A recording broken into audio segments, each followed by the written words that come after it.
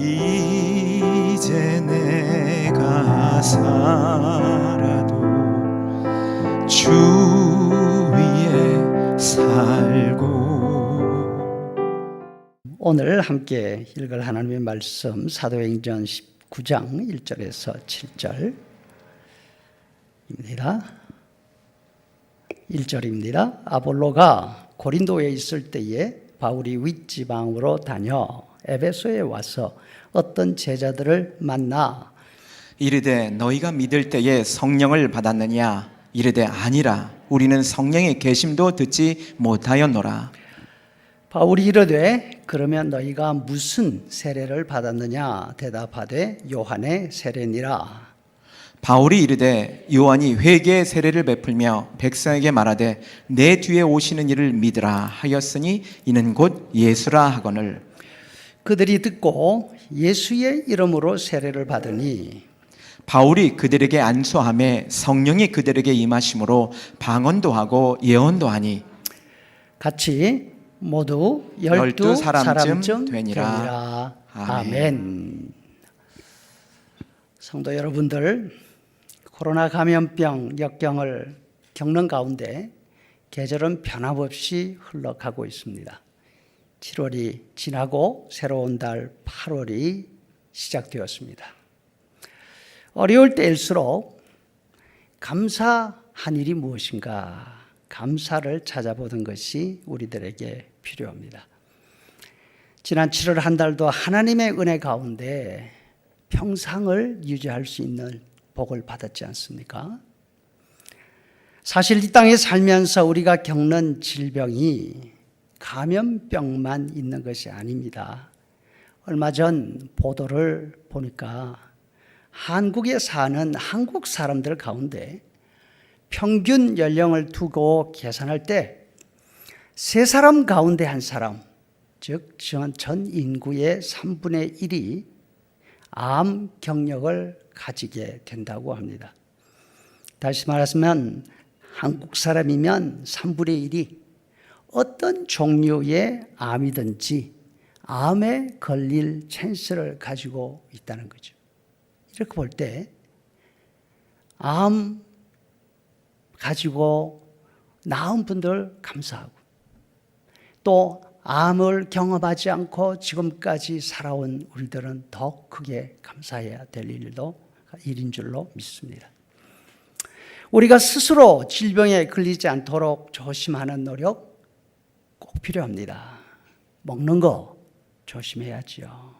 혹시 잘못된 습관, 생활 습관 가지고 있으면 고쳐야지요. 그러나 하루하루 살아가는 우리의 생활의 기준을 질병에 걸리지 않는 게 좋다, 어떻게 하면 병을 피해갈 수 있을까, 그 선에다 맞추기보다는 어떻게 하면 몸뿐 아니라 우리의 마음과 우리의 영혼이 더 건강하게 살아갈 수 있는지 거기에다 맞추어 나가야 할 것입니다. 그렇게 할 때에 병에다가 초점을 맞추면 두려움 속에 살게 되지만, 병에 초점을 맞추지 않고 건강에다 초점을 맞추면 모든 두려움을 이기고 감사할 수 있을 것입니다. 이렇게 감사 가운데, 행복 가운데 살아가려면 내가 지난 한 달 동안, 지난 한 주간 동안 지나는 가운데 받은 은혜가 무엇인지, 무엇을 감사해야 되려는지 살펴보는 일이 꼭 필요하다는 것이죠. 우리 주변에 있는 문제들을 보려고 한다면, 문제를 자꾸 찾아내려고 한다면 문제 밖에는 눈에 보이지 않아요. 반면에 우리 주변에서 감사를 찾으면 문제보다 감사할 일이 훨씬 많다는 사실을 알게 될 것입니다. 모든 일에는 양면이 있습니다. 서양 속담에 보니까 Every cloud has a silver lining. 구름 뒤에는 늘 뭐가 있다고요? 태양이 있어요. 뿐만 아니라 아무리 어렵다 하더라도 모든 난관, 어려움에는 끝이 있습니다. 아멘. 한없이 계속될 것 같은 재난도 끝이 있습니다. 430년이나 지속된 이스라엘 사람들의 노예 생활에 그 생활에도 출애굽이 있었지 않습니까? 바빌론 포로 생활 가운데서도 그 포로 생활이 영원히 지속되지 않고 다시 예루살렘으로 돌아오는 감격의 날이 있었습니다. 하나님께서 저들을 불쌍히 여기시고 건져 주셨습니다. 이번 질병과 질병에 대한 두려움 속에서도 하나님께서 우리를 건져 주시리라 믿습니다. 우리 하나님이 하늘과 땅과 그 안에 있는 모든 만물을 창조하신 능력의 하나님이십니다. 우리 예수님이 지금도 우리를 사랑하고 계십니다. 우리와 마찬가지로 예수님을 믿은 바울 사도는 그 고난과 어려움 속에서도 예수님의 십자가를 보면서 예수님의 사랑을 확인했습니다. 그리고 이렇게 말합니다. 누가 감히 우리를 그리스도의 사랑에서 떼어놓을 수 있겠습니까? 환난입니까? 역경입니까? 박해입니까? 굶주림입니까? 헐벗음입니까? 위험이나 칼입니까? 그러나 우리는 우리를 사랑하시는 그분의 도움으로 이 모든 시련을 이겨내고도 남습니다. 공동번역으로 읽어드렸어요. 새롭게 시작되는 이번 8월 한 달도 하나님의 능력, 예수님의 사랑에 대한 분명한 믿음, 확신을 가지고 견디고 이기실 수 있기를 간절히 축복합니다. 오늘은 우리의 신앙 고백 가운데 세 번째 나오는 나는 누구를 믿습니다? 성령을 믿습니다. 한번 따라 하시죠. 나는 성령을 믿습니다. 여기에 관해서 잠시 생각해 보려고 합니다. 우리는 신앙 고백 가운데서 하나님 아버지가 천지를 만드신 전능하신 분이심을 고백합니다.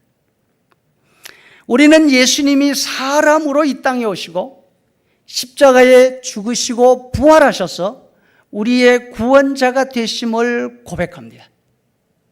그리고 세 번째 마지막으로 성령의 일하심, 성령이 지금도 역사하고 계심을 고백합니다.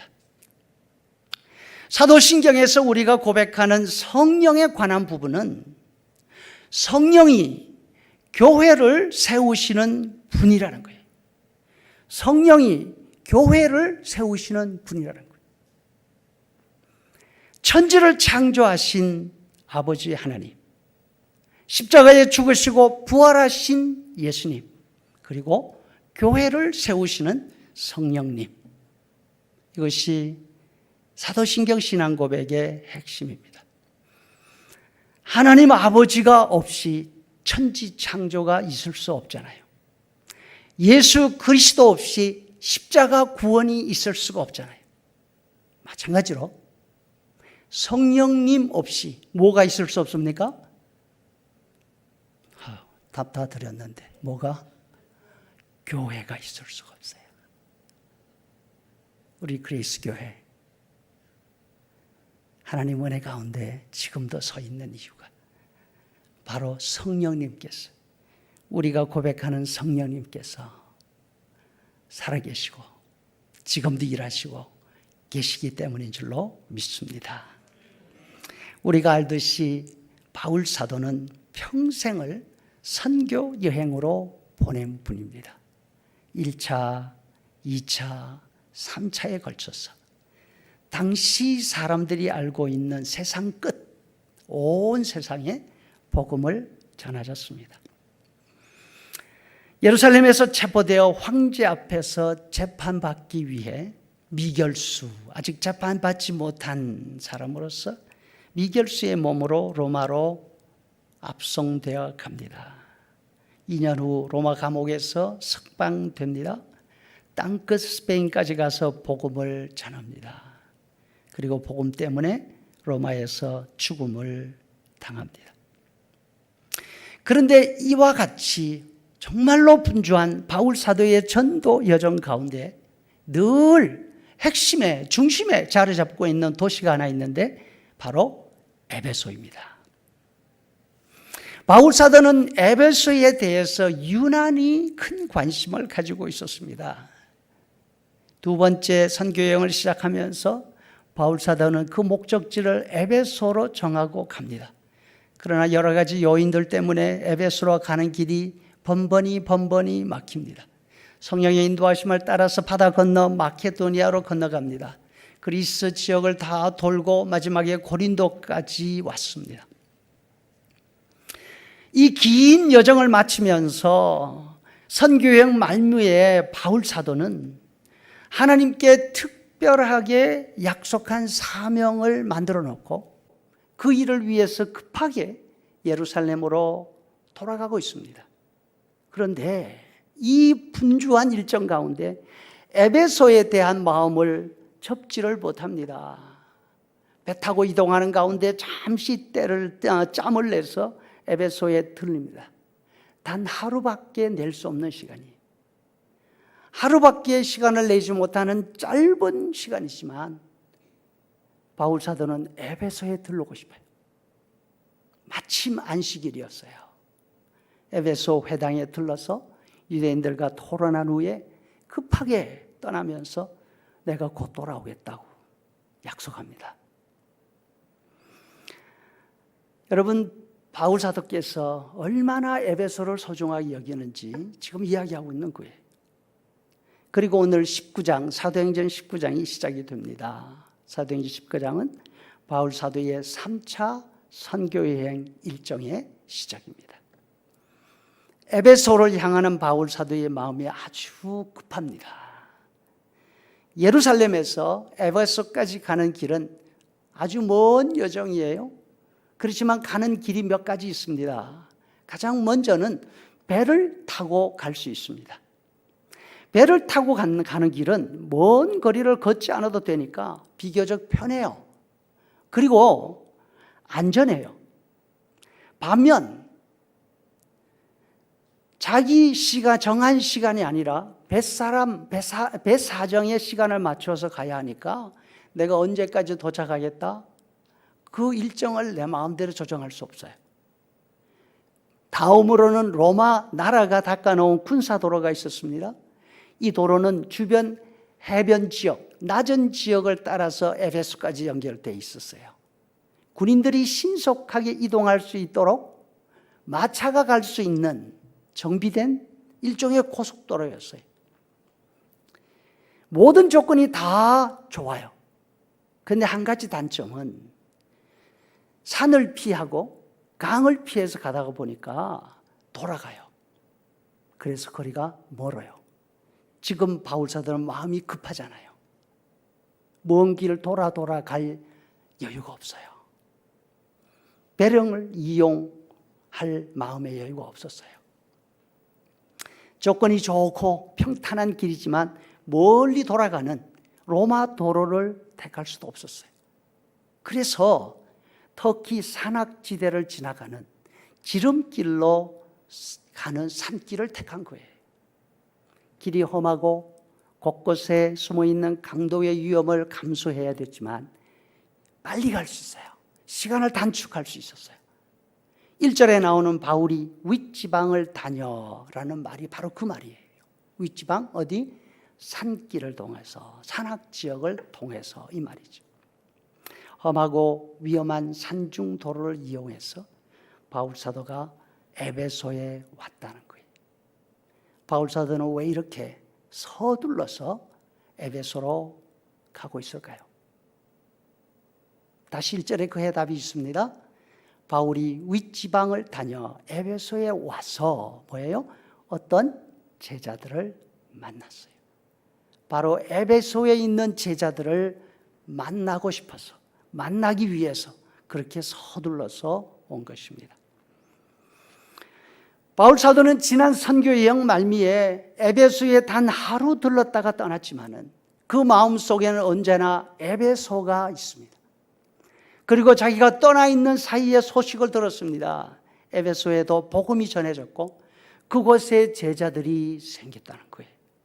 그렇지 않아도 가고 싶은 마음이 너무나 간절한 에베소인데 그곳에 예수님을 믿는 제자들이 생겼다는 소식을 듣고서 바울의 가슴이 뛰고 있는 거예요.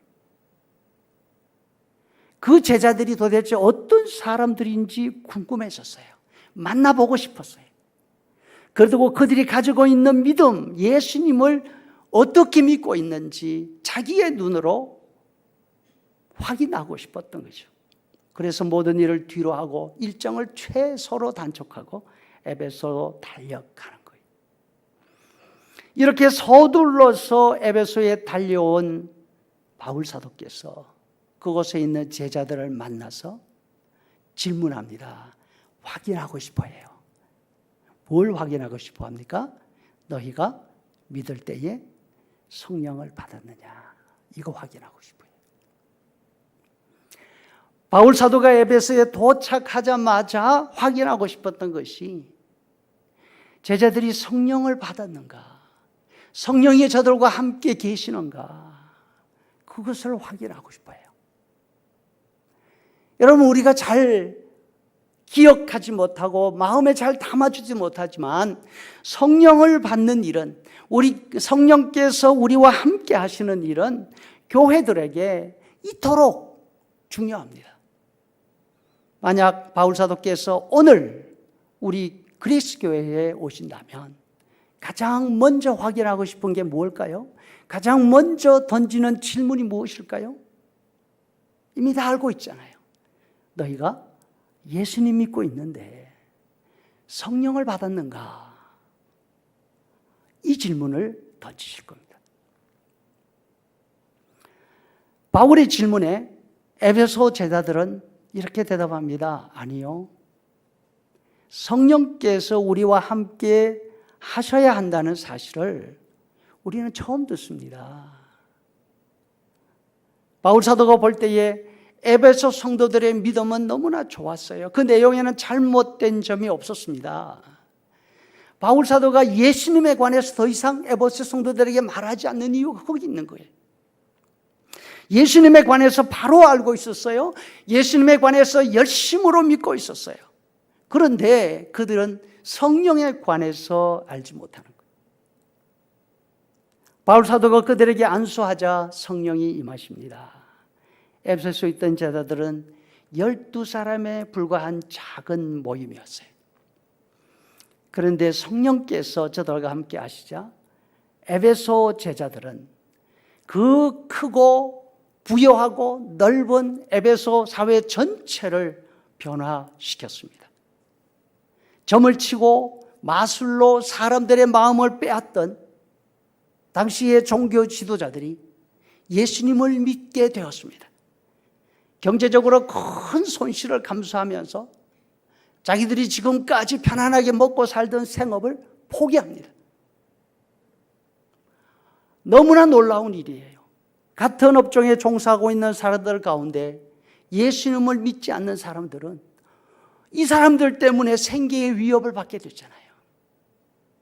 폭동을 일으켜서 바울과 그 일행을 잡으려고 합니다. 성도 여러분, 바울 사도는 성령님이 없는 교회를 생각할 수가 없었습니다. 우리도 마찬가지입니다. 성령님이 함께 하시지 않는 교회는 생각할 수가 없어요.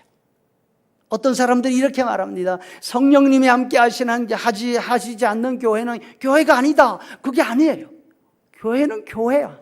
그런데 성령님이 함께 하시지 않는 교회가 있을 수가 없어요.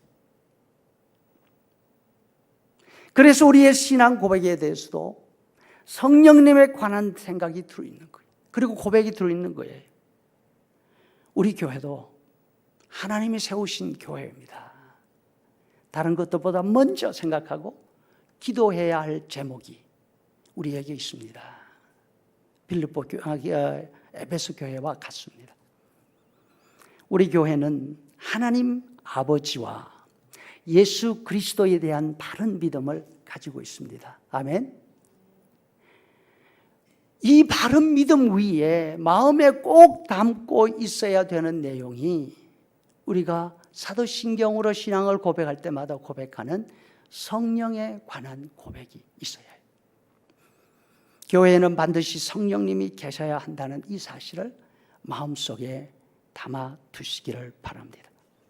성령님이 함께 하시지 않으면 교회가 설 수 없습니다. 그래서 교회를 위해서 기도할 때마다 늘 우리에게 성령님이 필요합니다. 성령님께서 우리와 함께 하셔야 합니다. 성령님께서 우리 교회를 세워 주셔야 합니다. 기도하실 수 있기를 부탁합니다. 에베소 교회 제자들에게 성령님이 임하시자 방언이 열려요. 그렇죠? 여기에서 방언이란 말은 여러 가지 언어, 그 당시 거기에서 사용되고 있던 여러 가지 말들을 할 수 있게 됐다는 거예요.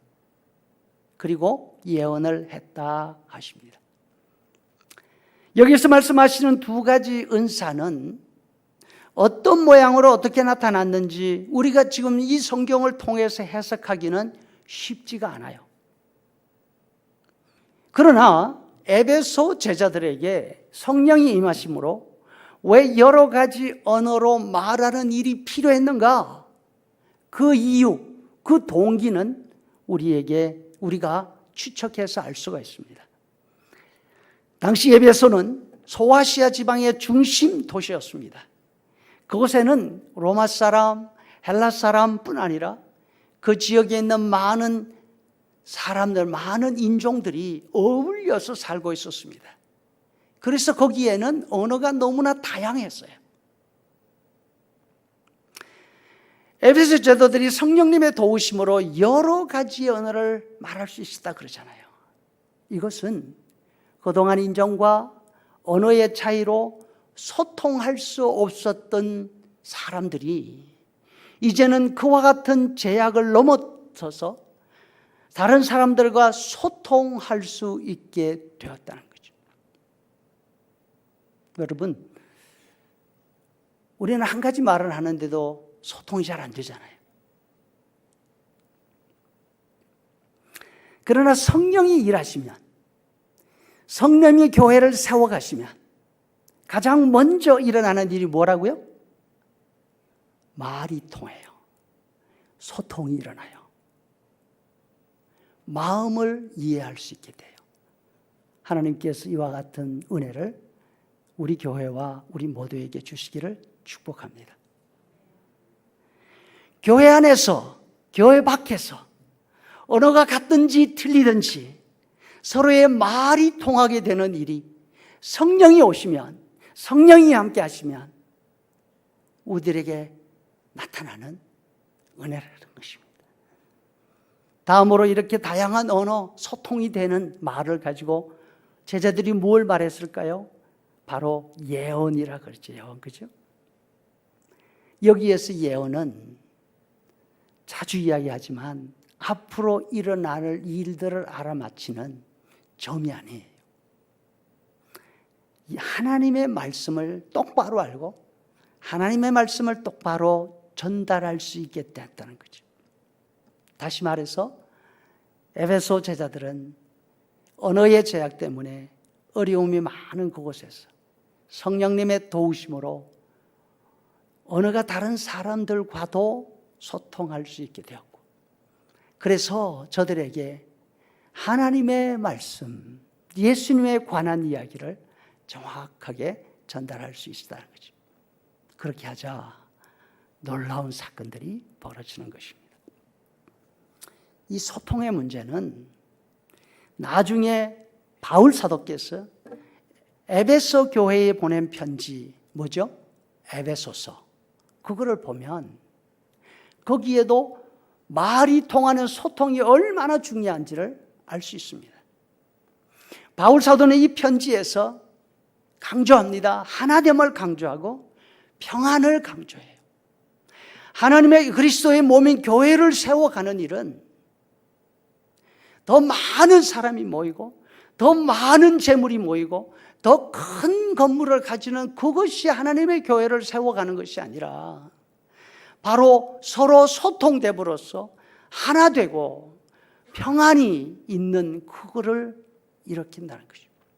그래서 이를 위해서 순종을 통한 교회 질서, 이것을 에베소서에서 반복해서 말씀해요. 이렇게 볼 때에 에베소 사회와 에베소 교회는 소통, 서로의 마음이 통하고 말이 통하는 이 일이 얼마나 필요했는지를 알 수 있는 것입니다. 여러분, 소통 때문에 어려움이 있으십니까? 성령님의 도우심이 필요합니다. 성령을 통한 소통은 한 번에 완성되는 게 아니에요. 제자가 12사람밖에 되지 않았던 교회 초창기에서부터 에베소 교회가 온 세상에 모범적으로 성장한 교회가 되고 난 이후에도 계속해서 하나 되게 하시고 소통이 이루어지게 하시는 성령의 도우심, 성령의 역사는 계속해서 늘 필요했던 것입니다. 성도 여러분, 우리 그리스 교회는 작지만 지금도 모범적인 교회로 든든히 서가고 있는 줄로 믿습니다. 그런데 우리 교회가 에베소 교회처럼 든든하게 세워져 가고 영향을 미치는 교회가 되기 위해서 성령의 도우심이 꼭 필요합니다. 이 일을 우리 한 사람 한 사람 앞에 놓고 마음을 모아서 기도할 수 있기를 바랍니다. 하나님, 우리에게 성령의 도우심이 얼마나 간절하게 필요한지 좀 알게 해주십시오. 하나님, 우리 가운데 성령의 손길을 느끼게 해주십시오. 하나님, 우리가 성령을 더욱 힘있게 의지할 수 있도록 우리를 붙들어 주십시오. 성도 여러분, 성령이 없는 교회는 생각할 수가 없습니다. 교회를 거룩하게 하시는 분이 성령님이시기 때문에 그렇습니다. 그래서 우리는 성령을 믿으면서 교회가 거룩하다고 고백합니다. 아멘. 성도들 사이에 교제가 있고 소통이 일어나시게 하시는 분이 성령님이시기 때문에 그렇습니다. 그래서 나는 성령님을 믿습니다 고백하면서 성도들 사이에 교통, 교제, 소통이 늘 있을 줄로 믿습니다. 고백하는 거예요. 세상 사람들은 죄는 감춰야 돼요. 그런데 교회 안에서 죄를 용서받는 감격을 누리게 되는데 교회에서는 서로의 약점과 서로의 죄를 감추지 않고 서로 고백하면서 하나님께로부터 형제들로부터 죄 용서의 감격을 맛볼 수 있는 것, 이거는 성령의 도우심이 아니고서는, 성령의 일하심이 아니고서는 있을 수가 없어요. 아멘. 그래서 성령의 역사를 고백하는 거예요. 하나님, 세상에서는 맛볼 수 없는 용서의 기쁨을 교회에서 경험하게 하시고, 교회에서 내 어떤 약한 모습도 흉이 되지 않는다는 것을 알고서 하나님 섬기게 해주십시오. 이것이 바로 성령을 믿습니다 하는 말 속에 들어있는 거예요. 요즘처럼 질병과 죽음을 무서워하는 환경에서 죽음을 두려워하지 않고 몸의 부활을 믿도록 하시는 분이 성령님이세요. 그래서 성령을 믿습니다 고백하면서 몸의 부활을 믿습니다 고백하는 거죠. 그리고 눈에 보이는 것도 잘 믿지 않는 이 세태 가운데서 눈에 보이지 않는 천국과 영생을 믿을 수 있는 이유도 성령께서 우리 교회 안에서 역사하고 계시기 때문에, 천국과 영생을 믿으면서 그 소망으로 이 세상을 살아가게 하시는 줄로 믿습니다. 너희가 믿을 때에 성령을 받았느냐? 우리도 바울 사도의 간절한 바람처럼 내가 내 속에 혹은 우리 교회 안에 성령님이 함께 계시는가 늘 물을 수 있기를 바랍니다. 우리 교회가 성령의 역사를 가로막지 않고 성령께 온 마음을 다해서 의지하고 기도하고 있는가 순간순간마다 예배할 때마다 확인할 수 있기를 축복합니다. 바울 사도께서는 바로 이 한 가지 사실을 확인하기 위해서 예루살렘에서 에베소까지 모든 어려움을 무릅쓰고 달려왔습니다. 성령을 알지 못하고 자신의 힘으로만 신앙생활을 하려고 했던 그들에게 성령을 소개해 주셨습니다. 성령과 함께 하실 때 에베소 교회가 12사람이었지만 모범적인 교회로 세워져 갔습니다. 그리고 그 모든 지역에 놀라운 역사를 일으켰습니다. 사랑하는 성도 여러분, 이 어려운 때에도 불구하고 우리 교회가 교회의 부흥과 성숙을 위해서 애쓰고 있습니다. 그러나 이 거룩한 일을 우리 힘으로 이룰 수 있는 것 아닙니다. 우리가 죽을 힘을 다해서 한다 하더라도 이룰 수가 없습니다. 초기 에베소 교회처럼 성령께서 우리와 함께 하시지 않으면 12명 모여 있는 수준에서 벗어날 수가 없어요. 우리의 신앙 고백처럼 교회를 세우고 교회를 통해서 신령한 일들을 이루시는 분은 성령님이십니다. 언제 어디에 있든지 하나님의 생명의 역사가 우리 교회 그레이스 교회를 통해서 나타날 줄로 믿는다면 성령님의 도우심을 간절하게 바라면서 간절하게 기도하는 일에 저와 여러분 우리 모든 성도들이 마음을 모을 수 있기를 주의 이름으로 축복합니다. 아멘. 우리